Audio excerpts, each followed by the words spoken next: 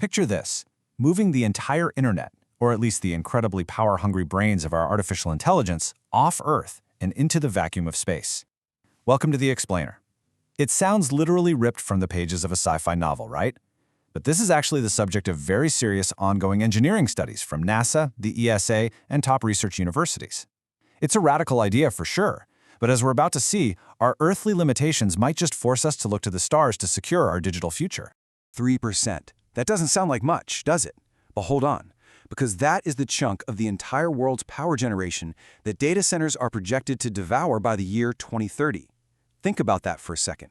The absolute explosion of AI and 5G networks is creating a digital footprint that our current terrestrial power grids can barely keep up with. The stakes here on Earth are incredibly high, which is exactly why the cold, empty expanse of space is suddenly looking so incredibly appealing. So here's our flight plan for today. We're going to tackle AI's earthly energy crisis, explore the deep space solution, confront the brutal physics of a vacuum, figure out the perfect orbit, unpack something called the green space paradox, and finally, look at the actual roadmap to orbit. Let's get to it. Starting off with Part 1, AI's earthly energy crisis. Why on earth, pun completely intended, would we want to launch heavy, expensive servers into space anyway? Well, look at the sheer scale of the problem we're facing. We are staring down the barrel of a massive doubling in global data center energy use between 2020 and 2030. We are talking an eye-watering 945 terawatt-hours. To put that into perspective, these massive AI models run so incredibly hot that cooling them is sucking up millions of gallons of first water, and we are quite literally running out of land and straining our power grids to the breaking point. Simply put, we are running out of the juice and the water needed to keep our artificial intelligence from melting down here on the ground. Which leads us right into Part 2, the deep space solution. It turns out, looking up might just perfectly solve our terrestrial bottlenecks. Think about how limiting Earth actually is. Solar panels here, they're totally at the mercy of clouds, weather, and, nighttime.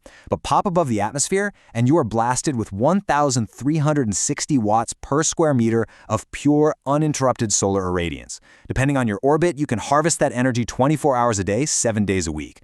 Plus, deep space comes with a built-in, virtually infinite freezer set to a brisk 3 Kelvin. The absolute best part? You don't need a single drop of precious water to cool anything down. So what would an orbital supercomputer actually look like? The brilliant folks over at the University of Pennsylvania came up with this wild gravity-stabilized tether architecture. Imagine thousands of modular server nodes just strung along a massive cable, with solar panels branching off them like leaves on a high-tech vine. It's a completely passive design, meaning you don't need heavy, power-hungry thrusters just to keep it stabilized. And because things inevitably break in space, they've designed it with built-in multi-tether redundancy.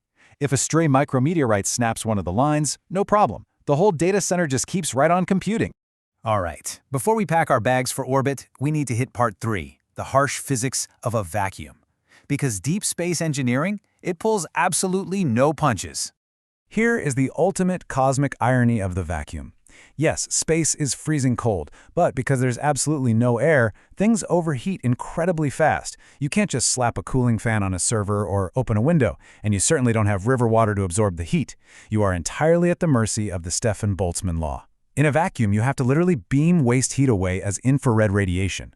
And since this radiation scales to the fourth power of temperature, standard computers running at normal, relatively cool temperatures really struggle to push that heat out efficiently. And because of those tricky physics, the math gets brutal.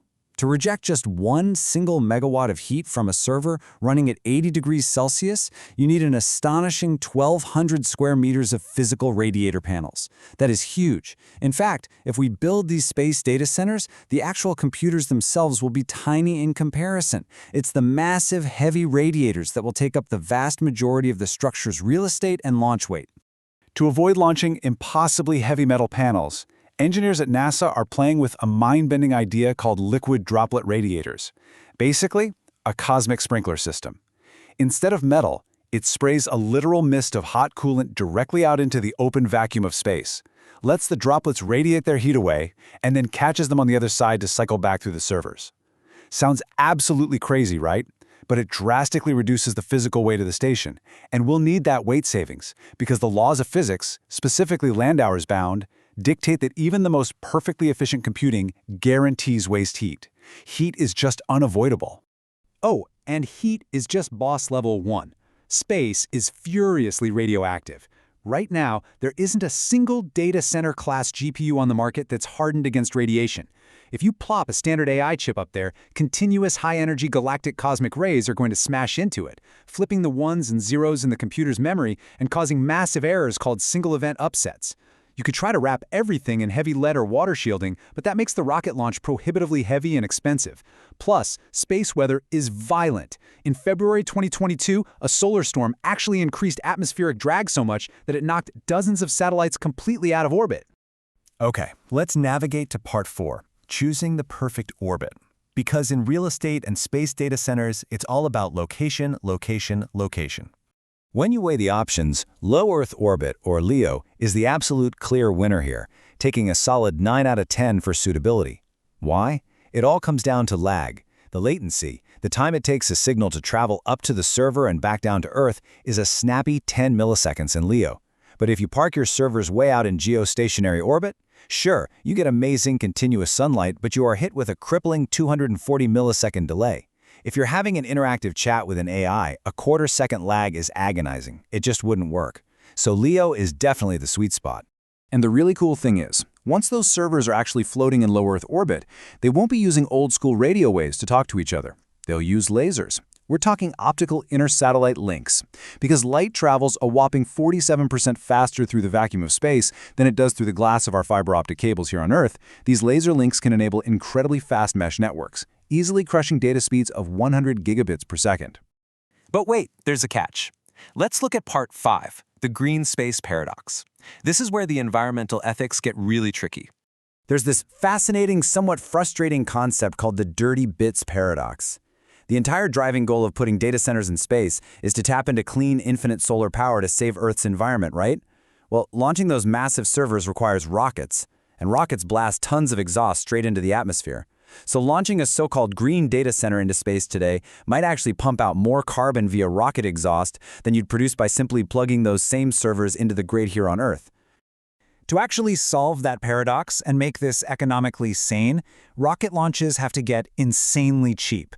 We're talking target costs of $100 to $500 per kilogram. For context, right now a Falcon 9 costs roughly $2,500 a kilo. If your orbital data center weighs 200 tons, because of those massive radiators we talked about, you're looking at close to $1 billion just for the Uber ride to space. The economics of this whole endeavor completely rely on launch costs absolutely plummeting. Bringing it all home, let's jump into part 6, our roadmap to orbit. So how long until we're actually doing this? Well, within the next 5 years, we are already seeing the very first steps. NASA is running their Keybird laser communications demos, and early projects like StarCloud are testing single GPUs in orbit just to see how they handle the environment. Fast forward 20 years to 2045, and the models predict we could see fully operational multi-megawatt clusters circling the Earth, and maybe even edge computing nodes buried in craters on the Moon to shield them from the radiation. And a century from now, visionaries are modeling exawatt-scale Dyson swarms, just massive decentralized AI superbrains soaking up terawatts of raw solar energy. Which leaves us with one incredibly profound question to wrap up today's explainer. As our insatiable hunger for AI computing power keeps exploding, will space data centers become the ultimate green savior for our overtaxed power grids? Or, because of the environmental and geopolitical costs of rocket launches, will we simply end up digitizing the stars while making Earth foot the bill? It's the ultimate high-stakes trade-off for the digital high ground, and the decisions we make over the next decade are going to define the trajectory of artificial intelligence for the century to come. Thanks for hanging out with me for this deep dive. Keep questioning, keep learning, and I'll catch you in the next explainer.